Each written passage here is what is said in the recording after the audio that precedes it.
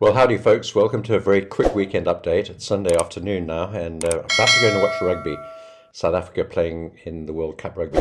But I thought I'd do a quick update for you, and I'm going to cover just a couple of things. There are 2 or 3 interesting charts here that I think we could delve into just a wee bit. Now, you'll know that we're long on natural gas overall, and I'm long at around about $2.60 on average with about a 75% position. This is the day chart. You can see we've just pulled back down to this green support level, which is a pretty key level really, around about the $2.60 level. And after trying very valiantly to break up higher, and we've got the 200-day moving average coming down on this day chart now, coming down quite sharply. So it's no longer in the $3.50 range. We're actually at it now. So we're above the 20 and the 50. But we're just touching up against that 200-day moving average. If we switch across to the 4-hour chart, you can see that we're just actually holding above the 200-period moving average and the 50 on the 4-hour chart, and here's that horizontal support level at around about the $2.60 level.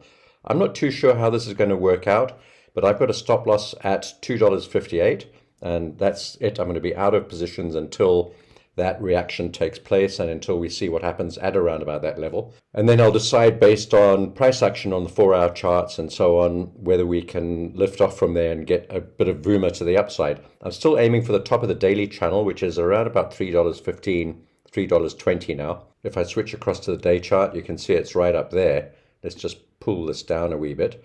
So you can see actually closer to $3.20 now, the top of this channel. And we've got this very strong resistance level at $3. And now, even more importantly, at $2.85 to 88, where we tried to top out recently. Also notice that it's the dotted line that I had drawn on here from this drawing tool on TradingView. It's the center of the channel. And we actually just touched it, which coincided with this red resistance level. So that red level there has become more important as time has gone on. And we've had more rejections from this level than we've had at the $3 level. So I think if we can break up through $2.80 or these highs, this sort of pink band above us, and hold above there on a daily basis, that will be the key to propelling us to $3 and then up to the top of the channel at $3.20. Remember, we're going into the sort of fall doldrums right now, and demand might drop off because of that. And these are intermediate temperatures, so we're not going to see extreme highs and extreme lows like we've seen during the summers and the winters recently. But we are expecting a very cold winter coming up if the reports are to be believed about these Arctic cells and Arctic systems which are going to be careening across Europe and the US or the northern parts of America. So if that's the case, and because of the potential problems in supply from Russia and Ukraine, perhaps there'll be a little bit of early stocking up and that natural gas prices might rise because of that. Of course, there's always the upside risk as well that's always prevalent because of what's going on in Ukraine and Russia, and that should keep a general upside pressure on the price of natural gas. We've got this line at $2.50, which is the dividing line between the bullish scenario and the bearish scenario. There you go. I've got it drawn in on this NYMEX chart. So we've got the $3 to $2.50 range, and then the $2.50 to $2 range, the two halves of this picture really. And as long as we're holding above this channel, rising channel bottom, and the $2.50 level, the pressure should continue to be and remain towards the upside. If we break through there and close below there on a daily basis, well, we're going to have to expect the price might even probe back down towards the $2 level, and we may have to start all over again from this. So it's not been the best trading on natural gas. We've taken profit repeatedly at the top, so we've taken profit twice over this last period on these highs. Not complete profit, but partial profit, but it's something at least, and we continue to grind out some profits on natural gas. I want to focus on WTI very briefly for the next minute or so. WTI is rising up. We're above the $90 level now. And if you look at Brent crude, we're at about $93, $93.50. We're heading towards $100 on both of these really. And if we head up towards $100, that's the sort of psychological level and price level at which the markets begin to panic a little bit. And we'll see not only psychological pressure on the markets, but actual real impact on all the markets, including the stock markets and the general price of commodities, the price of transport, and everything else that we do in our lives that's dependent on energy. So keep an eye on that. I think we might try and see a topping out. We've got a very important resistance level just above us. This is WTI at around about the $92 to $93 level. You can see it's this sort of twin peak, this double top that we encountered going back to October last year. And if I just zoom this chart out a wee bit, you can see it was also a support line there and a little bit of resistance there. So this level here at around about 92.9, $93. It's a really key area. And there's a little bit more resistance above there, in fact, if we go up into the $97 level. And if we're at $97 on WTI, we'll be at about $100 on crude, on Brent crude. So it's going to be really interesting to see if we can get through, first of all, this red line at around about 92.5 to 93 on WTI. And then we've got the 97 level on WTI, which corresponds with the $100 per barrel level on Brent crude oil. Interesting times. And these oil prices are going to have a really important impact on the markets overall, including not only the markets, but also the inflation numbers. And we've seen that the CPI numbers have ticked up a wee bit because of the cost of energy and food. And we've seen that core inflation, core PPI and CPI have dropped back a bit, but the general PPI and CPI have actually risen slightly because of the already rising cost of oil. And if we see oil continue to stay at these levels, even just remain at these levels, or increase further, it's going to put pressure on inflation, it's going to put pressure on the Fed to raise interest rates, and it's going to put downward pressure on all the markets. So keep that in mind. It's a really, really important number. Two other things whilst we're on commodities. We're short on sugar, and we've seen a bit of a reversal candle. We're looking to sell into these highs on sugar. We just made a fractional new high, and this is a very long-term high. If we look at the weekly chart on sugar, you can see we've formed this sort of high and pulled back down. We've reached back up to that level and just fractionally pierced it. But on the weekly chart, we haven't closed above that previous high. This is a kind of a double top with a Wyckoff type formation. And potentially we could see sugar move down quite sharply. And the day chart has just given us this beautiful reversal, bearish engulfing spike high wick top candle against that resistance level. And very importantly, we didn't close above this previous high going back to April this year. So far so good on sugar. We've got a decent position on that. And the other one I want to point out is wheat, and we're long on wheat now from these lows where I've got this green circle drawn in. This is a 4-hour chart. If we have a look at the day chart, you can see the reason we went long on wheat. We had the spike down into these lows, going down through that red support line, which was the previous support going back to June of this year. And we broke through there, bounced back really sharply, made a double wick low with a false break lower, and that's when we went long, just sort of halfway up this candle. And we've held beautifully above there, and we've formed another wick low where I've drawn that next green circle, and we've begun to move higher. We've got the 20-day moving average above us, which is posing some resistance, of course. But if we can get above there and close above this level here at around about 615 cents, 617, call it 620 cents per bushel, then we should be on our way for wheat up to these next moving averages. Our target for the moment is about 680 to 700 cents per bushel. That's where the 200 period moving average is on this day chart right up over there. And with a bit of luck, we could even get up to this channel top, which would take us up to about 750 cents per bushel. That's right up here where this twin peak was earlier in the year. Right, two things I want to look at. A lot of people have asked me to look at things like palladium and copper and platinum. I really don't have time for that today, and silver, but I'm going to quickly look at two things, and that's gold and uranium. Now on uranium, we've been long on uranium all the way up until about $25, somewhere around there on URA, this ETF. We've now just broken up through the top of this channel line with a big daily gap at around about $26, and we've moved up and just formed a daily spike high. We've just gone short on uranium. I think there's so much hype. If you go onto Twitter and YouTube and the news articles on Reuters and Bloomberg, all that sort of thing, you'll see there's an incredible amount of hype, a little bit too much hype on uranium at the moment. Long term, I'm bullish on uranium, but I think we need a bit of a pullback, and we've broken out. This is a classic blowout top, blown out through the top of the channel, gapped up, made this incredibly steep rise. If I just zoom out, you can see what it looks like on the daily chart, smashing through the top of the channel, smashing up through this resistance level, gapping through it in fact. And we've got some resistance above us at about $28. This is the URA ETF. I believe that there are other ETFs that are doing even better than URA at the moment. On URA, we've got resistance at $28.50 and then all the way up at about $31. Those are my ultimate targets, but I think we could do with a decent pullback to clear out some of those Johnny-come-lately, FOMO hands, the weak hands, the paper hands. And the diamond hands will be looking to buy in. The diamond hands, the ones that are into this trade for the long term, will be looking to buy into this quite a lot lower down. And I would think maybe at the bottom of this channel, which could take us all the way back to $24 on URA. So we're short on that for the moment.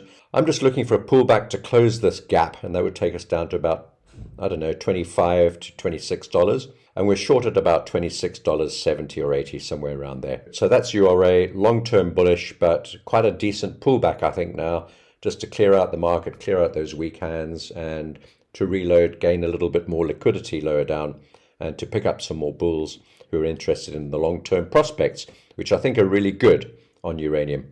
The other one is gold, and I'm very heartened by gold. Despite the interest rate increases and the rise in the dollar, gold has actually held quite firm since the beginning of this year. We did try and test that triple top at about $2,070.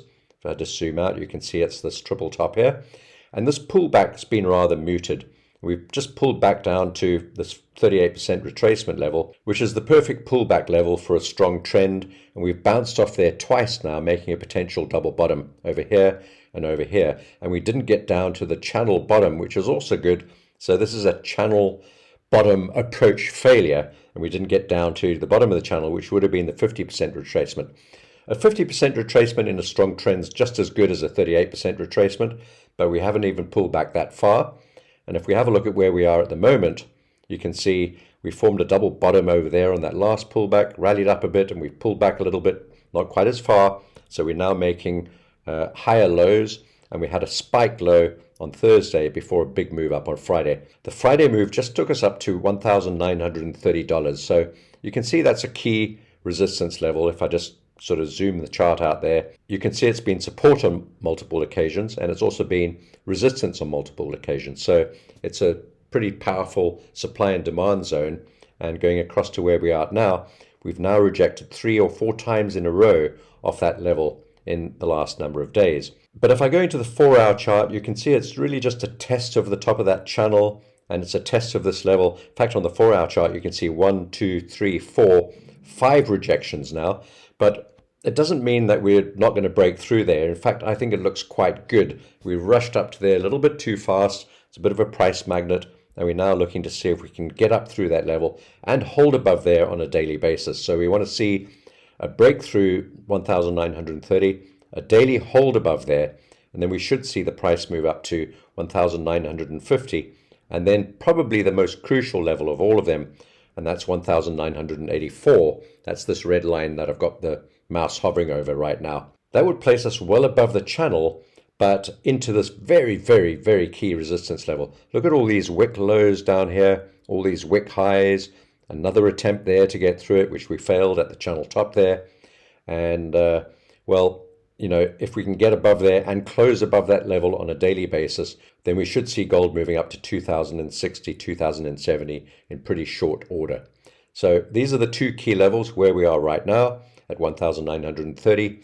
We want a daily hold above there and a close above there, which would take us above the channel top, and then the 1,980 to 85 level, and a close above there is absolutely required to take us up to the recent and repeated all-time high, and eventually a break beyond that. So I think gold's looking really good at the moment, and we're just holding our long positions. We're long from 1,919 on average, somewhere around there, and we'll continue to hold those positions. Before we look at individual currencies, I'm going to look at the dollar index, and I think this is actually the most telling picture. I'm going to zoom this out to a weekly chart and just show you what we've got going on. So we've got a long-term channel, which is actually an upward sloping channel on the dollar index going back, well, many years now, but it's more like a bear flag in actual fact. You can see overall the dollar index is slowly moving down, and this channel that we're in right now is more of a sort of a bear flag than a bullish channel. It is bullish. It's a pretty small gradient upslope, but it is an upslope, but it looks more like a bear flag. And if we consider on the weekly chart where we are right now, we've got this horizontal resistance level from just a number of weeks ago, well, actually the beginning of this year. But if we draw these two parallel lines down, almost down the center of this big channel, we're right at there at the moment. You can see how many times it's acted as support and resistance going back over time. We're now just approaching that level and the top of this recent resistance zone. So let's go back to the day chart and see how that looks and see what we can glean from it. So those are the two central channel lines that I was talking about just now. And this is the recent resistance and support zone, this pink zone, where we've had support and resistance on multiple occasions. And we're right in the middle of that right now with these two channel resistance lines above us. I think that we'll probably see the dollar either turning around more or less where it is at now, or at this red channel line, or at this blue channel line, which would take us up to this recent high. So that's not far above us, and we're at 105.33 right now, and the high of that level is at around about 106. So it's not very far above us. In euro against the US dollar terms, about 70 pips or so. So call it 70 pips or 0.7% higher for the dollar index before we're going to run into further resistance. And in fact, even before that at this red line. If we have a look at Friday's close, we have a hanging man candle. And you'll see that on every occasion where we've had a hanging man candle, it's one of my favorite candle patterns, we've had a reaction lower. So we saw it over there, we saw it over here, we saw it over here.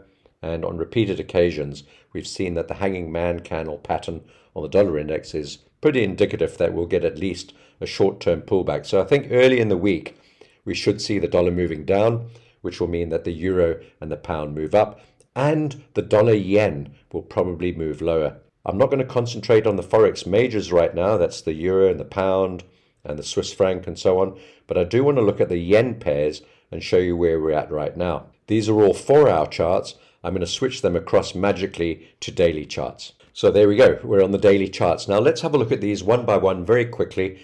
Let's start with the dollar yen because this is the key to all of them. I believe that we're in a topping formation, not only technically because of the chart patterns and because of what we're seeing in the dollar index as well, but also because of the rhetoric that we're hearing from the Bank of Japan and places like JP Morgan and Reuters and Bloomberg and all those sorts of other places. But the Bank of Japan's talking about changing their interest rate structure and perhaps moving their interest rate up from negative 0.1% to around about 0 or possibly even positive 0.1%. That would really give the yen a much needed boost against other currencies. I don't think it's sustainable for them to allow the yen to continue to weaken. So all of that's going on in the background, but also technically, this is a very weak looking chart on the dollar yen. And we've got this trumpet formation, this megaphone expanding pattern going on the dollar yen. And we've got multiple reversal candles going on right at the moment. And Friday's candle formed a fractionally higher high, just by about 7 or 8 pips before falling back down again, within this broader reversal type pattern with multiple reversal candles. We've got a hanging man, we've got another sort of hanging man, we've got a bearish engulfing candle, which has not been defeated quite yet. And then we've got another hanging man candle there, and all of this taking place within this broader megaphone pattern. Now, could we test the top of this megaphone? Sure. That would take us up to about 148.70, somewhere around there. And we could even spike through the top of that, perhaps closer to 149, 149.50. But I think overall, if we look at the dollar index and we look at the other currencies and the other yen crosses, you'll see that that's probably less likely. And let's have a look at some of the other ones. We've got the euro yen. That's decidedly weak. And we're seeing a big topping pattern taking place here against the channel top on the euro yen. This channel is a long-term channel. Let's zoom out and have a wee look at it. And you can see how far it goes back. We traded along the top of the channel over there in around about 2020, and it was a rising trend line. We broke down through it, and then that became the top of the channel, trading from inside it from underneath. And we've battered up against there repeatedly and fallen back down multiple times. And we've done that on a few occasions just recently in the last number of days and weeks. And if you look at this, you can see once again we've got multiple reversal patterns. We've run out of momentum. We've got stochastic divergence. We've got RSI and MACD divergence going on. I don't have those indicators on my charts. And this is just beginning to fold over, roll over, and begin to slope to the downside with multiple reversal, engulfing, and spike high, hanging man type candle patterns all over the show. We see the same sort of thing on, for example, the pound yen. It's the European twin of the euro. And here we've got a descending triangle with this downward sloping trend line and this horizontal bottom to the triangle. And we've just broken down and closed beneath there on a daily basis over the last couple of days. So that's a very, very weak looking pattern on the pound yen. The pound's been quite weak against all the currencies actually. And then the Aussie yen, same sort of thing. If we have a look at what's going on the Aussie yen, Friday formed a big spike high, not managing to close above that red resistance level, which is really telling. It's a super important level with support over there, resistance over there, resistance here, resistance there.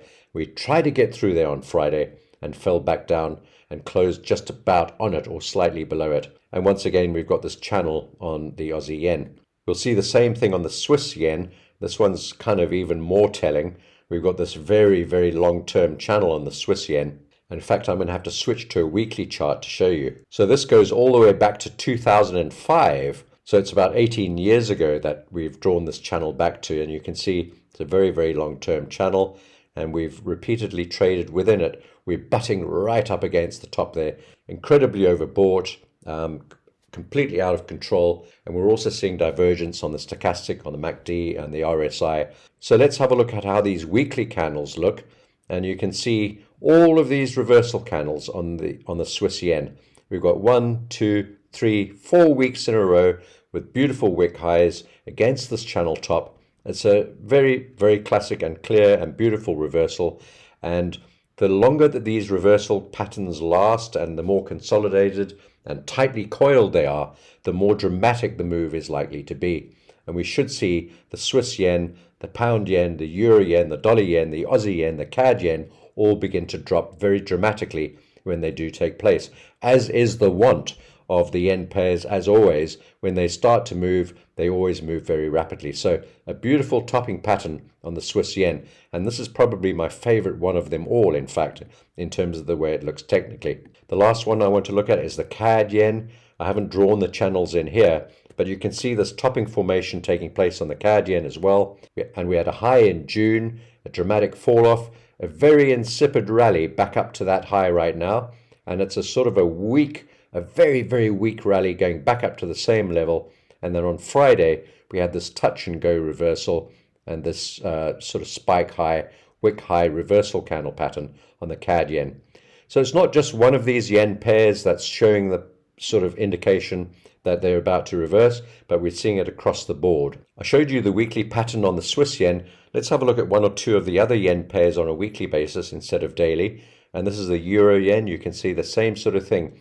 2 wick highs and 2 consolidation candles, and the last week was a tiny little hanging man candle pattern on the euro yen. All of these are reversal candles against the top of the channel. And here's the pound yen. This is the one I showed you earlier with this descending triangle, and we've got this reversal double top dark cloud cover candle over here going back 3 or 4 weeks, and then a wick high star type candle doji, and another one the following week. And then this week we've just broken down and closed beneath that very crucial support level which I pointed out. So we're seeing the same patterns on all of the weekly charts on these yen crosses. Let's have a look at the Australian dollar yen, the last one, and you can see there's a sort of a channel. It's a bit messy, but you can see this red line, very crucial and critical line, and on a weekly basis, even though we just poked up through there a wee bit trying to get back up into the middle of this channel, we just fell back down again.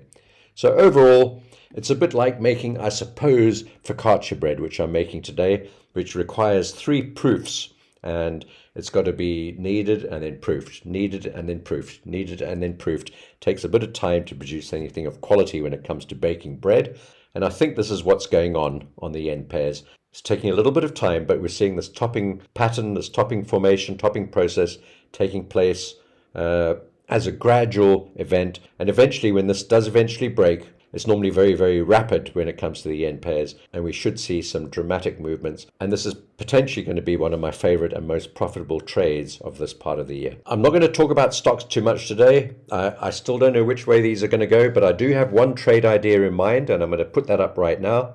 And that is for those people who like to trade NVIDIA. On Monday, when the markets open, I'm going to be buying NVIDIA at $435. You can put that in your price alert and your trading calendar if you wish. But that's my plan, to buy NVIDIA at $435 for a rally back up into this gap above us at around about 465. I can't trade after hours with my broker, but as soon as the market opens, if I get the chance, I'll be looking to buy NVIDIA at the bottom of this gap once this gap's closed. It's also this long-term channel bottom, so it's a great place to be buying. I'm looking to move up to the gap above us. That would take us up to about $470, and then potentially all the way back up to $500. That's NVIDIA. I'm overall short on NVIDIA from 510, but this will be a hedged position which will counterbalance my overall short position. I think it's going to be a good one. Take care. Have a fantastic trading week ahead of you. And if you've enjoyed this video, please give it a thumbs up. It really helps the algorithms recognize the video. And if you're not subscribed to this channel already, why not consider subscribing? I'd appreciate your support. Take care. Speak to you soon.